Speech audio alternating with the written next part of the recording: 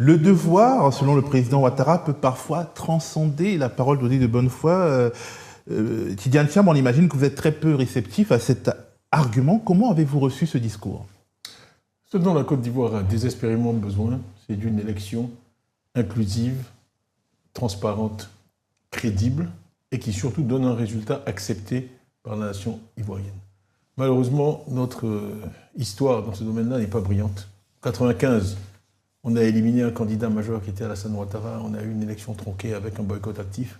En 2000, vous avez vu les difficultés, élimination d'un autre candidat, les difficultés entre Gueye et Gbagbo, etc.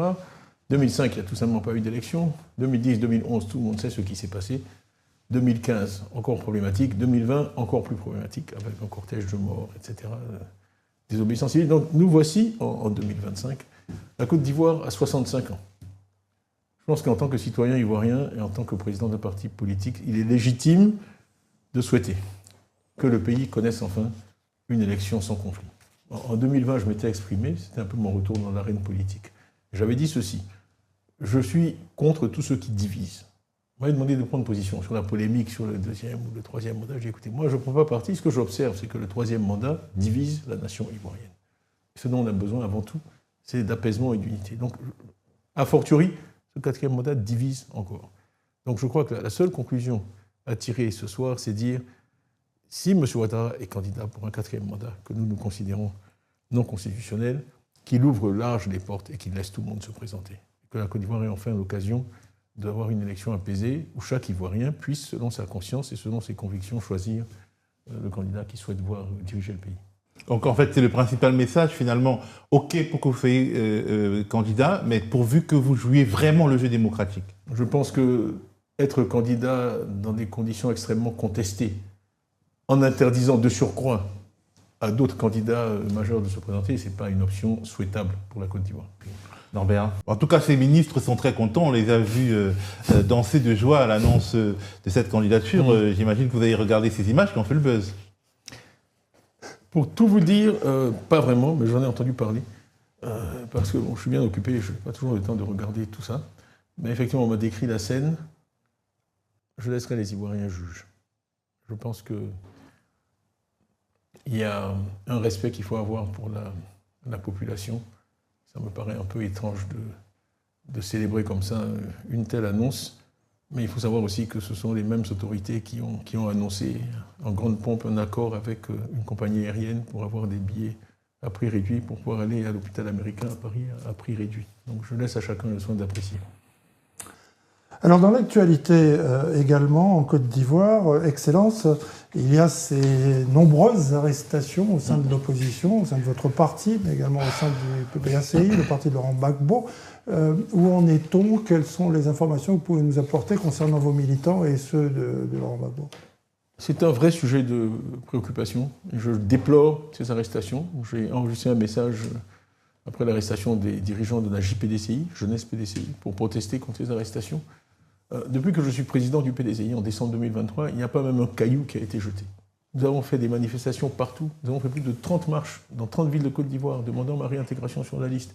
Nous avons fait une marche majeure le 14 juin à Abidjan, une participation monstre. Il n'y a pas eu le moindre incident. Quand la police nous a arrêtés, les photos ont fait le tour, à la CI, nous avons respecté ce que la police a dit.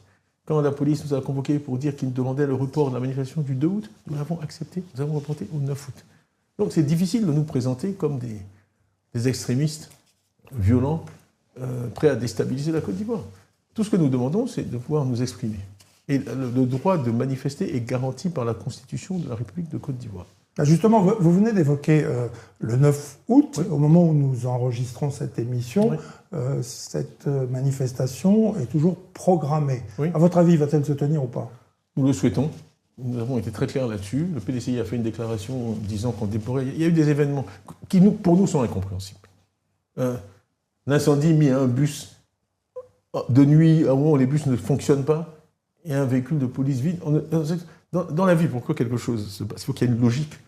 Quel intérêt avons-nous, ayant manifesté paisiblement, ayant mobilisé sans problème, ayant rempli Fil-Caillou à Yopougon, à aller brûler un bus à Yopougon un samedi? C'est bizarre. Bon, en tout cas, nous... C'est bizarre, c'est une mise en scène? Je ne sais pas. En tout cas, Le pouvoir évoque un complot. Oui, en tout cas, je ne vois pas très bien quelle serait la logique pour nous, vu la réussite de notre manifestation du 14 juin, la réussite qui s'annonce du 9 août, d'aller faire une chose pareille, commettre un acte illégal qui ensuite va permettre une répression qu'on est en train de voir. Et ça. Donc, nous sommes concentrés sur l'organisation. Partout, nous avons dit que nous étions pour une manifestation pacifique, paisible. Jusqu'ici, toutes les manifestations du PDCI qui ont eu lieu ont été pacifiques et paisibles, et c'est l'esprit dans lequel nous travaillons pour le 9 août. Et si le 9 août est interdit de nouveau, que ferez-vous? Nous n'avons pas eu assez de rencontres, monsieur, sinon vous savez que je ne réponds jamais aux questions hypothétiques. Mais alors, reposez-moi la question si jamais ça se produit. Alors, avez-vous un message pour vos militants actuellement à la veille de ces importantes manifestations? Et avez-vous également un message à l'attention de tous ceux qui vous ont apporté leur parrainage? Le message, et c'est un peu ce que j'ai apporté là, je suis sûr que vous voudrez y revenir, mais c'est ça. Ça c'est notre projet pour la Côte d'Ivoire. C'est notre programme présidentiel. Il y a 400 cadres du PDCI qui ont travaillé là-dessus vraiment jour et nuit, d'arrache-pied. Je suis très fier de ce document. Et mon message pour les Ivoiriens, il est contenu ici. C'est un projet pour faire de la Côte d'Ivoire un État prospère, où la croissance, les fruits de la croissance sont répartis de façon équitable, où le capital humain a la propriété, où la paix et la sécurité règnent à l'intérieur des frontières, et en paix et en sécurité avec ses voisins également, où la société, et la réforme de la justice pour moi c'est un élément clé de mon programme, où il y a une justice dans laquelle les citoyens puissent avoir confiance. Il ne peut pas y avoir de démocratie sans justice indépendante et équitable.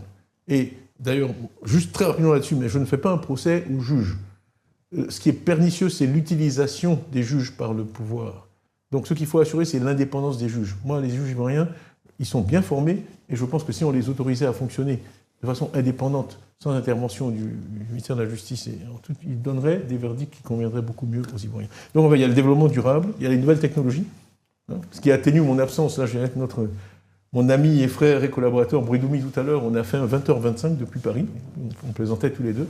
Monsieur Bridoumi est à Paris? Bridoumi est à Paris. Si on peut continuer à fonctionner comme ça et à parler aux Ivoiriens, c'est aussi grâce aux nouvelles technologies. Alors, vous n'avez pas bien montré le programme dont vous avez l'air d'être fier. Je suis fier. Il faudrait peut-être le tourner, le montrer à la caméra. Oui, la caméra. Où ça Très bien. Est-ce qu'il est disponible? Est-ce que ce document il le sera bientôt. Disponible en Côte d'Ivoire? Il le sera bientôt. Il m'a été apporté, il est prêt. Moi, il y a des phrases que j'aime beaucoup là-dedans, je peux vous lire. Prenez au hasard. Renforcer le sentiment d'appartenance nationale. Reconstruire une relation de confiance entre les citoyens et les institutions afin de surmonter la crise qui fragilise la transition des moyens. Capital humain, ça j'aime bien. Voilà. Mettre en place un système de santé équitable et accessible. Améliorer la performance du personnel soignant. On va s'en occuper pour des citoyens bien éduqués. Valoriser les ressources humaines. Il y a quelque chose sur la démographie aussi, le planning familial, la responsabilisation des femmes. Recherche scientifique à la pointe de l'innovation. En tout cas, on attend impatiemment que ce document circule. Je pense que ça va beaucoup intéresser. Et il y a des solutions sur le financement de l'économie, qui sont des choses dont j'ai beaucoup parlé, qui sont tirées de mon expérience personnelle en Asie, dans des économies qui ont réussi. Un des problèmes de la Côte d'Ivoire, c'est l'insuffisance, et des économies subsahariennes en général, c'est l'insuffisance de capital à long terme. Donc, voilà les choses dont j'aime parler, pas l'article 48 de la loi de 61. Okay, on essaie de ramener un débat qui est essentiel pour l'avenir du pays. Moi, c'est pour ça que je me suis engagé en politique. Et on fait de la nationalité de Tidjane Thiam, des injures et du débat, vraiment, je ne peux pas dire de sous-sol. C'est une injure aux Ivoiriens de procéder comme ça. Alors, il y a bientôt une semaine, Tidjane Thiam, le comité des droits de l'homme de l'ONU a demandé à l'État ivoirien de prendre toutes les mesures nécessaires pour garantir que vous puissiez exercer vos droits politiques, mais vos adversaires disent que le même comité ne s'est pas vraiment prononcé sur le fond. Est-ce que vous pouvez expliquer de manière assez pédagogique à celles et ceux qui nous regardent quels sont les enjeux de cette saisine et de la décision provisoire qui en est sortie? Bon, je ne vais pas rentrer dans tous les détails. De toute façon, il est malheureux qu'on ait dû saisir l'ONU. Parce qu'en fait, l'ONU, c'est vraiment l'institution d'ultime recours. Et normalement, votre droit national vous donne des possibilités de recours avant ça. Malheureusement, la loi ivoirienne fait que, dans ce processus où on conteste votre inscription sur la liste électorale, je vous signalerai au passage que la CEI a rejeté ces contestations, m'a maintenu sur la liste électorale, où j'étais déjà. Ensuite, il y a la possibilité d'aller, en 5 jours, obtenir un verdict d'un juge, ce qui est déjà bizarre, parce que le juge intervient là-dedans. C'était autour du week-end pascal. Donc, pendant le week-end pascal, une décision dont nous sommes certains qu'elle avait déjà été rédigée. Elle a été rédigée en quelques heures, 21 pages, en fait, m'éliminant de la liste électorale. Et cette décision est sans appel. Ce que même les gens de l'ONU avaient du mal à croire. Un sujet aussi important, sans appel. Mais en fait, l'autre côté de la pièce, ça nous a permis d'aller directement à l'ONU, parce que votre dossier n'est pas entendu à l'ONU si vous n'avez pas épuisé. En général, ça prend des années d'épuiser tous les recours nationaux. Donc là, on a eu de la chance. Et le dossier a été entendu. Je ne veux pas trop en dire là-dessus, parce que vraiment, la procédure continue. La procédure n'est pas finie. Pour nous, c'est une première victoire, ce qui s'est passé. Le fait que le dossier a été entendu. Il a été instruit en détail, ce qui veut dire que la demande est recevable. L'ONU a regardé, considère qu'il y a suffisamment de problèmes pour qu'ils interviennent. Que ça gêne le pouvoir, ça. Oui, c'est recevable. Et ils ont eu, je ne vais pas révéler les tours, mais nous avons reçu des questions auxquelles nous avons répondu. Eux aussi ont reçu des questions extrêmement détaillées auxquelles ils ont répondu. Ayant considéré tout ça, l'ONU a pris cette position, disant que je dois pouvoir être... C'est un vrai levier pour vous aujourd'hui ? Le vrai levier, ça devrait être la raison. Le vrai levier, ça devrait être la raison. Ou la pression populaire ? Ça devrait être la raison. Moi, je plaide depuis, j'ai répété cette phrase, pour que la raison l'emporte. Le bon sens, le pragmatisme. Le vrai levier. Moi, aller me battre dans des... Il y a un amour du juridisme que je déplore pour des pays qui ont tous les problèmes qu'on a et qui sont au stade de développement où tout le monde est agrégé en droit. On ne fait que se jeter le droit à la figure, le droit qu'on manipule. Parce que là, nous sommes en août 2025. La loi ivoirienne dit que l'État doit verser des subventions aux partis politiques régulièrement. Nous n'avons pas reçu un sou. En 2024, nous avons été payés le 20 décembre 2024. C'est avec mes fonds personnels que j'ai financé le financement du PDCI et d'autres. Alors, et l'aide de beaucoup de militants. Alors, on respecte la loi quand ça nous arrange. Mais quand la loi dit qu'il faut faire une révision de la liste électorale, on s'en fiche. Quand la loi dit qu'il faut verser des subventions aux partis, en particulier une année d'élection, on s'en fiche. Mais alors l'article 48 de la loi de 61, celui-là, il doit s'imposer à tous avec la plus grande rigueur. Justement, l'Église catholique ne dit pas autre chose. Elle vient de se prononcer en invoquant précisément le bon sens plutôt que la loi, tout en respectant la loi, bien entendu, et demande que ce qu'elle appelle les dinosaures de la vie politique ivoirienne, vous en faites partie, les dinosaures, mais il y a également Laurent Gbagbo, puissent se présenter. Quand les dinosaures ont disparu, il y avait des jeunes dinosaures. Alors, on se souvient qu'en 2010, Alassane Ouattara, candidat, a pu justement se présenter à l'élection présidentielle à la suite du processus de Pretoria, par le biais d'un décret présidentiel. Ça, c'était en 2010, Théo, tu t'en souviens ? Oui, et à ce sujet, on écoute les propos de Monseigneur Aïwa, archevêque de Bouaké, qui était sur RFI. De ce qui revient des différents états-majors politiques de la société ivoirienne, nous constatons que jusqu'à présent, il y a des dinosaures, comme on dit, de la politique ivoirienne qui ne figurent pas sur la liste électorale et cela crée beaucoup de tensions dans la population. Donc, en termes d'inclusion, pour l'instant, je pense que nous n'y sommes pas encore arrivés. Il y a encore du travail à faire pour que cette élection soit le plus large possible.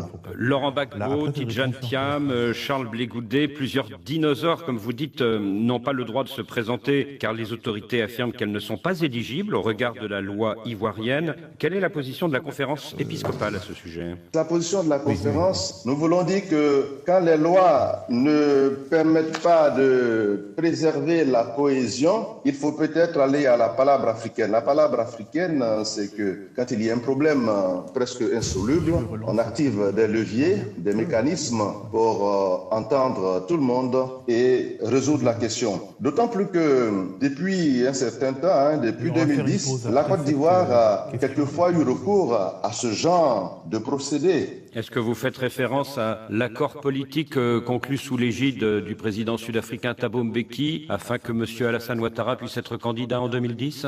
Oui, nous l'avons dit dans la lettre au point que en 2010, les élections ont connu quand même un engouement assez fort. Alors ça, c'était 2010, c'était l'article 48 de la Constitution. Aujourd'hui, si l'Église catholique est entendue, on le saura peut-être dans les jours qui viennent, on attend le discours du président de la République à Bouaké, comment les choses pourraient-elles se passer ? Parce que votre cas est quand même distinct de celui du président Gbagbo. À votre avis, est-ce que vous y croyez d'abord ? Vraiment, je n'aime pas spéculer. Moi, je dis attendons de voir. Ce que nous avons dit très clairement, c'est qu'il faut trouver une solution à tout ça dans l'intérêt du pays, et je m'en tiendrai là. Et qu'est-ce que vous pensez des arguments de l'Église catholique ivoirienne? Ce sont des arguments qui sont justes et pas nouveaux, que beaucoup ont répété, qu'il faut... D'abord, j'ai montré que la position du juridisme extrême n'est pas tenable, parce qu'il y a suffisamment d'exceptions et de cas où la loi est complètement bafouée, voire ignorée, pour que s'arc-bouter sur certains articles de la loi qui ont 64 ans et qui n'ont jamais été appliqués à personne ne soit pas une position tenable. Ça paraît juste une instrumentalisation extrême de la justice, et pour moi, ça décrédibilise encore plus la justice. Donc il faut vraiment sortir de ce mode de fonctionnement qui est trop répandu en Afrique. Nous sommes en particulier en Côte d'Ivoire, dans un cas où moi je crois et je crains que la continuité, qui est un réflexe quand on cherche la stabilité, conduise à l'instabilité. Et j'ai dit que les ennemis de la Côte d'Ivoire souhaitent qu'il y ait une élection calamiteuse et souhaitent avoir un président mal élu. Vous pensez à qui? Parce que quand vous voulez, personne dans ce pays, tout pays a des ennemis. Quand les gens veulent déstabiliser un pays, ils préfèrent avoir un pouvoir vieillissant, usé, pas très bien soutenu par la population, parce que c'est là que les opportunités de créer des problèmes sont maximales. Donc les gens qui se soucient de la stabilité de la Côte d'Ivoire ont tort de croire que c'est un 4e mandat obtenu à l'issue d'élections difficiles qui assurera la stabilité à moyen ou à long terme de la Côte d'Ivoire. Alors, Président Thiam, on vous sent très serein aujourd'hui. Récemment, ce n'était pas le cas sur notre plateau. Je ne vois pas du tout de quoi vous voulez parler. Je ne vois pas du tout de quoi vous voulez parler. Vous êtes descendu dans l'arène avec vigueur, avec ténacité, on peut dire. Et puis le pouvoir trouve que vous êtes trop descendu dans l'arène. Comment se fait-il que vous soyez plus serein aujourd'hui, ou plutôt comment se fait-il que vous ayez été aussi pugnace, on va dire. Vif. Je suis toujours serein. Il n'y a absolument aucun changement. Je suis le même. Je n'ai pas changé. Je suis Alain Foucault ou ici, je suis exactement la même personne. Simplement, dans la vie, il faut être pragmatique. Il était nécessaire. En tout cas, c'est les remontées que j'avais. Que je montre à un certain nombre de personnes que je n'étais ni faible ni sourd. Or, il semblait qu'ils croyaient que j'étais l'un ou l'autre, ou même les deux. Donc, moi, mon éducation fait qu'il n'est pas naturel d'injurier ou d'agresser. Je n'ai pas été élevé comme ça. Bon, mais certains prenaient ça pour de la faiblesse. Donc il fallait que je leur montre que je suis poli par choix, mais que je suis tout à fait aussi capable, que n'importe qui d'être impoli. Donc il y avait une petite démonstration à ce niveau-là. Et ensuite, il y a des gens qui parlent un certain langage. Et j'avais essayé de leur parler mon langage à moi. Mais clairement, ils ne m'entendaient pas. Donc il fallait que les Anglais, ça s'appelle get their attention. Que j'attire, que j'obtienne leur attention et qu'ils m'entendent. Donc je crois qu'en utilisant un langage peut-être plus proche de celui auquel ils sont habitués, je suis arrivé à me faire entendre. Donc en juger par leur réaction, ils m'ont entendu. Le message est passé, selon vous? Ah oui. Mais en fait, lors de cet entretien, on a aussi vu, pas vos failles, mais disons votre personnalité, vos blessures, sur lesquelles peut-être vos adversaires ont joué. Je ne vois pas le point de votre commentaire, Soline. Ce que je veux dire, c'est que vous avez montré que les propos qui avaient été... les propos injurieux qui avaient été déversés sur vous avaient aussi... vous avez blessé d'une certaine manière. Absolument pas. Absolument pas. Absolument pas. Je voulais montrer à ces gens-là qu'il y a une ligne, que trop c'est trop, mais je vous assure, ça ne me blesse. Ils sont incapables de me blesser. Vous avez regardé un peu ce qu'ils disent depuis 18 mois. Il ne faut pas acheter des narratives imbéciles et impossibles. Je ne veux pas avoir été pendant 18 mois aussi calme que je l'ai été, devant des attaques incroyables, et puis avoir subitement été blessé au point que je suis obligé de réagir. Non. Moi, quand je fais les choses, c'est délibéré. Okay. Cette opération, c'était une opération délibérée qui avait un objectif qui a été atteint. Je n'ai jamais perdu mon calme. Peut-être que je suis trop bon comédien, mais je suis allé à cette émission en voulant donner l'impression que j'étais très énervé, et j'ai réussi malheureusement au-delà de mes attentes. Mais non, j'en suis ressorti aussi calme que j'étais aujourd'hui, toujours le même, assez imperturbable. Vous savez, c'est vraiment une chose. Hein. J'ai tellement d'anecdotes là-dessus. C'est comment il s'appelle? Lloyd Blankfein. En 2008, 2009, 2010, quand j'ai eu l'opération AA qui a échoué, il y avait plein de presse négative sur moi, et ça, il m'a appelé, il m'a dit Titi, c'est le patron de Goldman Sachs dans le monde. Il m'a dit, j'avais les journaux, j'ai dit non. Il m'a dit, mais tu sais, je vais te raconter une histoire. Quand il y a eu le volcan là, en Europe, qui a fait un truc, tous les vols étaient... En Islande. En Islande. Tous les vols étaient trucs. Moi, je ne savais pas. J'étais le seul gars qui n'était pas au courant. Tu sais pourquoi? Il me dit, la dernière fois que j'ai lu un journal, c'était en 2008. Ok, et je ne lirai plus jamais un journal. Vous vous rappelez peut-être pas, mais pendant la crise financière, le patron de Goldman Sachs, c'était Belzébuth, c'était Méphistophélès, c'était le diable incarné. Et il m'a dit, je te donne le même conseil. Je peux vous dire, depuis 2008, je ne lis plus la presse me concernant. Ça fait 16 ans. Et il m'est souvent arrivé de dire à des journalistes qui écrivent toutes sortes de méchancetés sur moi, de dire, vous savez, malheureusement, je ne lis pas ce que vous écrivez. Alors, quelqu'un, il va voir, quand il va lire ça, là. Donc, d'ailleurs, j'ai même mal dit le nom d'un gens, on me rapporte ce qu'ils disent. Jamais je n'ai regardé ces émissions, je ne les regarderai jamais. Ça fait 16 ans que je pratique ça, je ne m'en porte pas plus mal, j'ai réussi ce que je faisais, donc vraiment, et tous mes collaborateurs le savent, ça n'a que des inconvénients. Donc je ne suis pas quelqu'un qui est blessé, je les ignore. Moi je suis un homme d'action. J'ai toujours dit, vous êtes Thierry Henry, vous jouez, vous faites un bon match ou un mauvais match. Ce que l'équipe dit de vous lundi, mais qu'est-ce que vous en avez à faire? Moi j'ai la chance d'être un homme d'action, je suis sur le terrain, je joue. Vous savez, justement, vous n'êtes pas sur le terrain. Oui, vous n'êtes pas sur le terrain. On vous le reproche. Certains disent que vous êtes dans les salons feutrés. Qu'est-ce que vous répondez à ça? Vous verrez combien vous aurez de vues à votre émission. C'est tout. C'est ça que je réponds. Parmi lesquels la vôtre. Vous verrez combien de views vous aurez à cette émission. Donc non, je ne suis pas sûr. Il y a d'autres sujets. C'est l'espérance de vie, c'est le niveau de l'école, c'est le fait que les gens meurent tout le temps, etc. etc. C'est les voyages chez Yves Oussep et au cimetière. C'est ça, vraiment, qui préoccupe les Ivoiriens. Essayer de les convaincre que quelqu'un qui est né à Abidjan, dont 3 frères ont été ministres, dont le père a été ministre, et le petit-neveu de Foué-Boigny n'est pas ivoirien, parce qu'on a trouvé une loi qui le dit. Après ça, moi, je suis quelqu'un de très pragmatique. Ceux qui me connaissent savent que je suis un grand admirateur de Deng Xiaoping, qui est un des hommes c'est l'homme qui a sorti le plus d'êtres humains de la pauvreté dans l'histoire de l'humanité. Il a sorti 600 millions de Chinois de la pauvreté. Aucun chef d'État ne se compare, ni de près ni de loin. Vous ne seriez pas un peu libéral, Deng Xiaoping, ce n'est pas des références d'un libéral. Moi, je ne sais pas, je suis pas. C'est très dur de me mettre dans une boîte. Vous verrez, si vous lisez mon livre, vous aurez du mal. Donc, justement, j'allais en venir au point du pragmatisme. Un vrai pragmatique, vous aurez du mal à le mettre dans une boîte. Et donc, ce que disait Deng, que moi j'adore, il disait toujours. Quand il a commencé en 78, vous savez, son histoire, il faut lire, il y a un très bon bouquin sur lui qui fait 700 ou 800 pages et qui explique jour par jour la transformation de la Chine. Ça s'appelle Deng Xiaoping ou la transformation de la Chine. Et donc, il y a toujours les écritures ex post, hein, quand on dit la défaite est orpheline, etc., etc. Tout le monde dit c'était joué d'avance. Pas du tout. Il est passé à côté du désastre 10 000 fois. Mais il disait tous les jours aux Chinois, peu m'importe que le chat soit gris ou noir, pourvu qu'il attrape des souris. Okay, donc moi, les histoires de oui, CAPCI, ce qu'on veut, c'est une alternance en Côte d'Ivoire. Moi, je ferai tout ce qui est légal, tout ce qui est légal, et qui permettent d'aboutir à cette alternance. Donc, quand on a commencé CAPCI, pour être transparent, en fait, le PPACI y était. Après, il s'y est trouvé un peu inconfortable. Bon, nous, ce qu'on veut, c'est que l'opposition présente un front uni dans la situation politique actuelle. Donc, ce que le PDCI a pu obtenir grâce à la coopération du PPACI, c'est que le PPACI et le PDCI forment un front commun, tout en permettant la coexistence de CAPCI, où le PDCI est également, de l'autre côté, le PDCI il joue son rôle, qui est un peu d'être un trait d'union entre tous ces partis de l'opposition.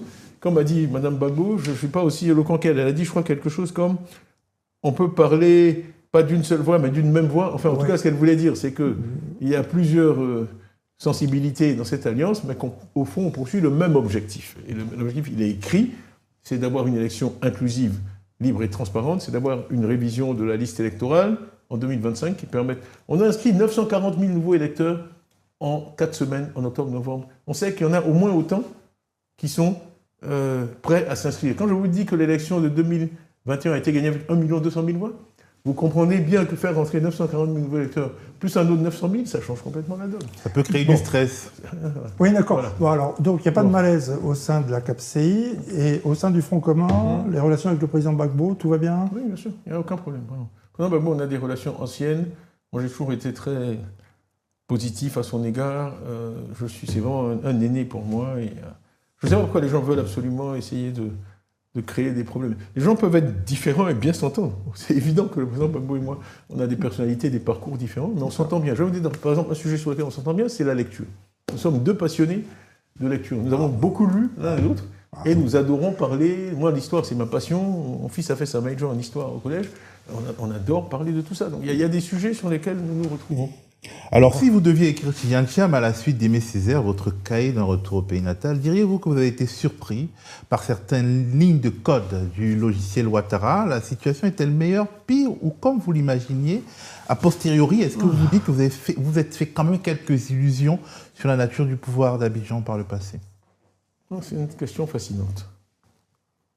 Oui, il y a une interview dans le Guardian, il y a très longtemps, quand j'étais à Londres, qu'ils ont commencé à me remarquer, où ils m'ont demandé pourquoi j'avais arrêté la politique. Et j'avais répondu ceci, j'avais dit parce que je voulais garder, un peu à l'anglaise, le mot anglais, j'avais dit je voulais garder quelques illusions sur la nature humaine. Et j'étais en train de les perdre toutes. Ah. Voilà. Ouais. Justement, c'est la réponse que je peux vous donner. Donc je suis... Mais justement, j'étais jeune, vous savez. Après les événements de 99, mes enfants avaient 4 ans et 5 ans. Je me suis fait le serment suivant, qui était que je n'allais plus jamais, si Dieu me permettait, parce que je retournais à Abidjan, me constituer prisonnier, personne ne savait ce qui allait m'arriver. Si Dieu me permettait de sortir de tout ça vivant, je ne mettrais plus, je prendrais plus de risques pareil, jusqu'à ce qu'ils puissent voler de leurs propres ailes. Aujourd'hui, Dieu a fait que c'est le cas. Mon fils vient d'avoir son diplôme, c'est fini, je suis un homme libre. Donc voilà, évidemment qu'il y a toujours, dans la vie, mais les illusions sont nécessaires, comme de l'oxygène. C'est nécessaire à la vie. Un homme sans illusion, c'est pas quelqu'un avec qui j'aimerais dîner ou déjeuner. C'est quelqu'un vraiment de très déprimant. Donc les illusions sont nécessaires.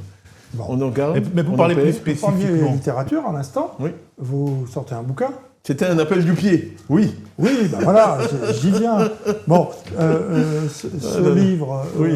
Est-ce que vous allez le publier en français? Parce que là vous l'avez écrit en anglais.